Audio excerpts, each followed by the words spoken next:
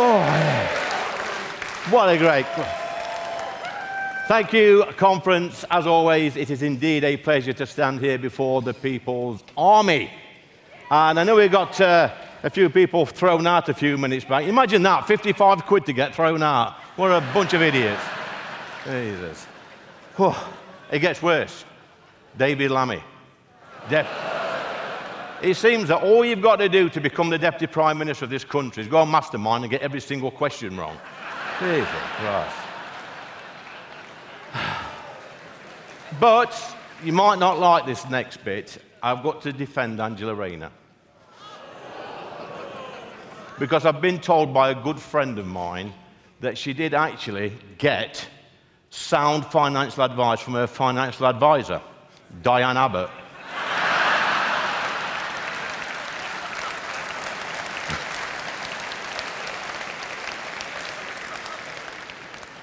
I want my country back. Do you want your country back? Well, you've come to the right place then. I want to thank each and every one of you for coming, because it has taken the hard work and sacrifice of millions of Brits throughout the centuries to make these small islands the greatest place in the world to live. It really has.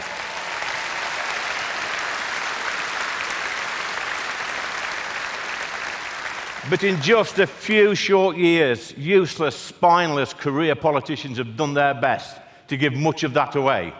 But have no fear, Reform are here, and we will punish them. We will punish them at every single ballot box in the country. I grew up at a time when we were proud. We were taught to be proud of our history, our heritage, our culture. We were not ashamed of who we were or where we came from. And we should never be ashamed of who we are. We are Great Britain. Never forget that.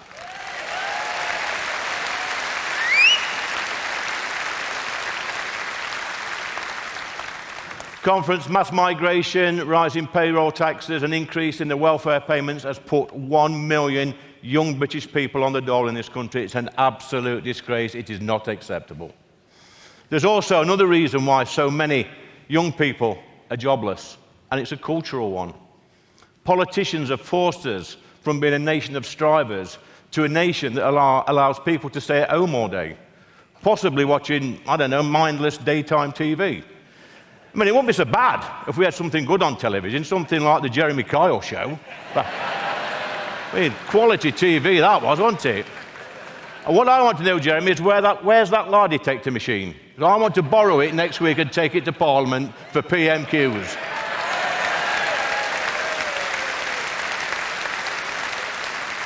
Keir Starmer would run a mile, wouldn't he, as soon as that was switched on. I grew up in the 1970s. I never dreamt of being a politician. I dreamt of being a footballer, a fighter pilot, or a famous pop star. I wanted to be Elvis. That's what I wanted to be. But every morning at 5 a.m., my dreams were shattered by my dad's alarm clock going off as he would get up and go to work. I would watch him through my bedroom window, walk into the pit, just a few hundred yards away. I could see the other men on the street meet up with my dad, and they'd follow him, and they'd spend a full day underground, toiling.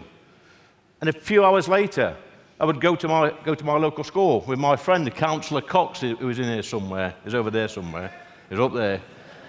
And I would sit with the other children in my class, and I knew that their dads were working with my dad underground, doing a shift underground. And that created a terrific bond between all of us in the village. And we were taught by some great teachers, some brilliant teachers, even male teachers in a junior school. Imagine that these days. These were men. Two of my teachers at my junior school had served in the Second World War. One had got a bullet wound on his leg, Mr. Swain. And we didn't have to call our teacher, well, we called our teachers Miss or Sir, and that was it. We didn't have to call them MX or any other pronoun. What a load of rubbish that is.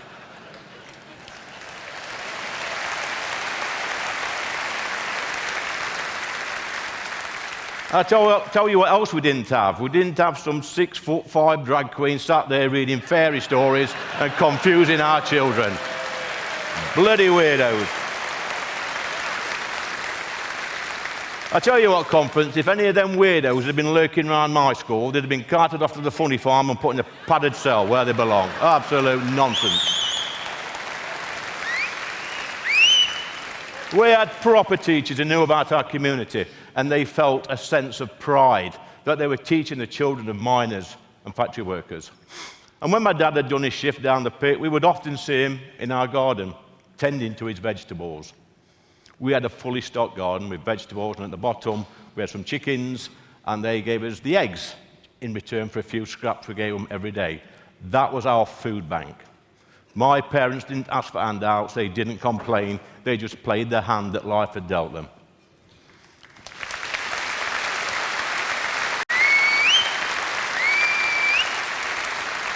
At the dinner table, my mum and dad, they would talk about their day at work, and my sisters and I would listen. They would talk about the people they'd worked with and the jobs that they were doing. For me, as a child, it was fascinating.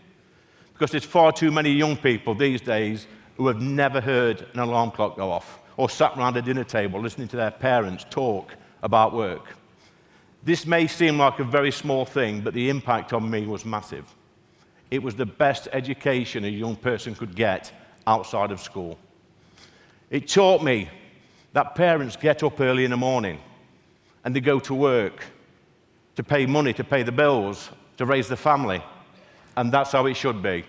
If you're able-bodied, you should do your duty. You should go to work, do your bit for your family, your community, and your country.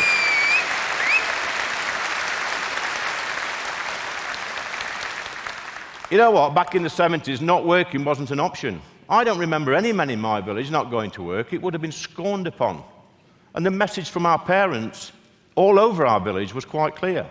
When you leave school, you find a job or you find somewhere else to live. Simple as that.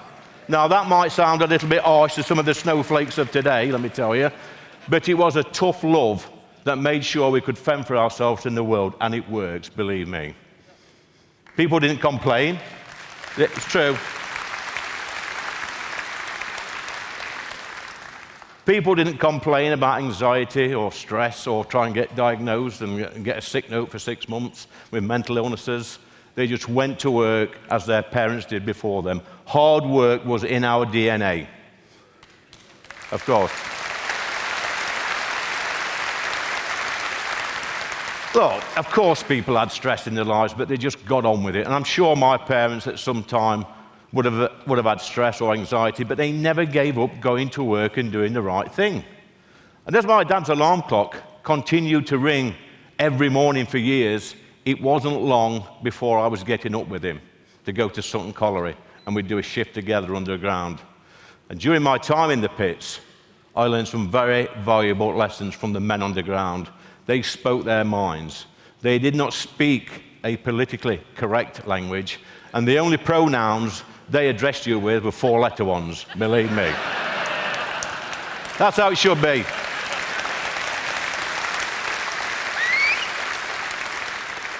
These men were hard-working family men who loved their family, their community, and their country, and so we should, There was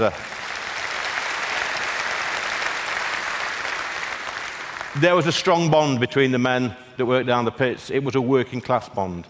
These men were aspirational. They wanted their children to do better in life than they had had. And that's how you measure progress in our communities. But guess what? Most of us voted Labour. But why vote Labour when we have different values? Values like hard work, aspiration, and the love of our family, community, and country.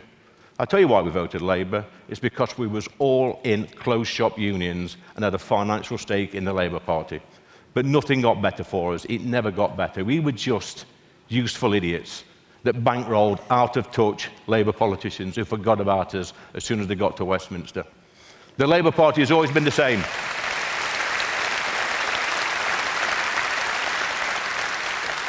It's always been the same, the Labour Party. It only exists by keeping poor people poor and then blaming everybody else. Yeah.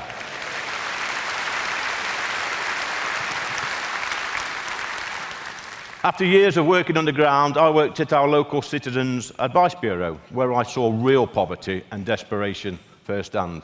Desperate people caught up in the benefits trap. We would patch them up, sort out the debts, stop them from being evicted, get them extra benefits, etc. But this was not the solution. This was part of the problem, because just 10 years later, I was seeing the sons and daughters of these people who were coming to see us with exactly the same problems. As a nation, we were going backwards. Blair and Brown, they're to blame for all this mess, all this nonsense. I'll tell you why.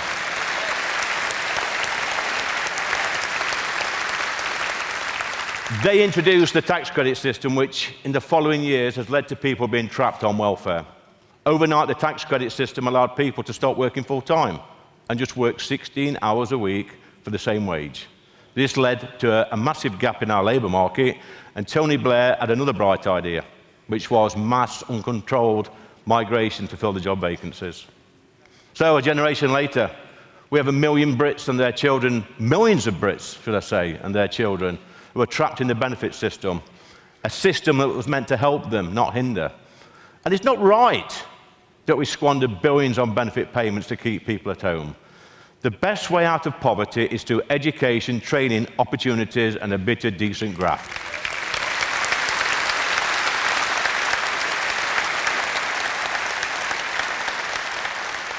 Benefits should be a safety net, not a career option. Work, yes, true. Work should always pay more than benefits, which is why Reform UK will overhaul our benefit system and reward the workers, not the shirkers. Having some of that, aren't we? A Reform UK government led by Nigel Farage will re-industrialise the home of the Industrial Revolution. That's us. And I'll tell you what we will do. We'll get rid of that net zero nuisance, Ed Miliband, by scrapping net zero. He needs to go. We'll scrap the diversity roles and spend that money on frontline services, yes. And we will doge anything that requires taxpayers' money to function.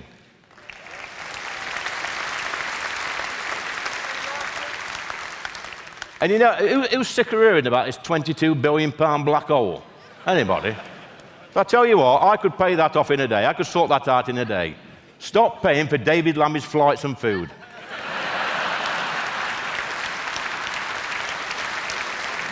Ooh. That's the solicitor's letter in the morning from The Guardian or somewhere, I don't know. You couldn't make it up, could you? We will show our young people what made Britain great. We will remind our young people, our children, about the Industrial Revolution. We will let our young people know that they are the future of this great country and make sure they have the right education, training, and opportunities to make a good life in this country. We don't want to see our brightest and best leave. What a waste. Reform UK will put in measures that will show our young people that this is the best place on earth to work, live, and raise a family.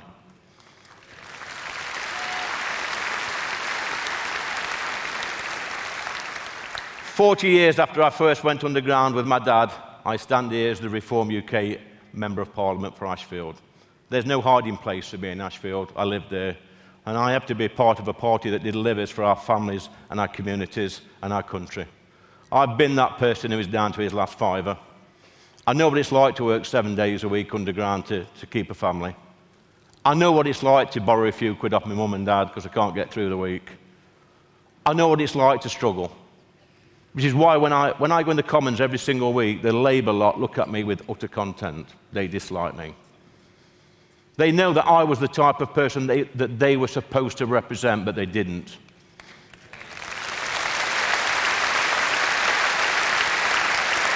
They know.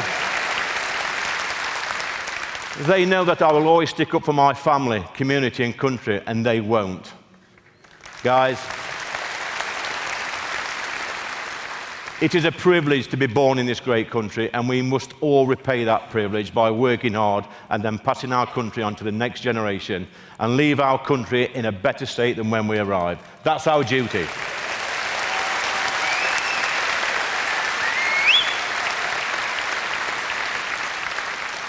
Sadly, though, conference, at this moment we are failing. This government is a disgrace and they need booting out of office at the first opportunity. Every single one of them. My journey has taken me from the pit to Parliament, but on the way, I've worked with some proper people doing proper jobs. I've sat in that pit canteen listening to people's concerns. I've sat in my local pub listening to people's concerns. I walked down the streets and talked to real people. I've worked with the homeless and people stuck in poverty. And I know what they all want. They want their NHS to work. They want their schools to work. They want good housing. They want our roads fixing. They want criminals locked up. They want our borders to be secure. They want the police force to do its job. They want the armed forces to recruit the best people. I could go on and on and on about this, but basically, you know what they want. They want their country back. Thank you, conference.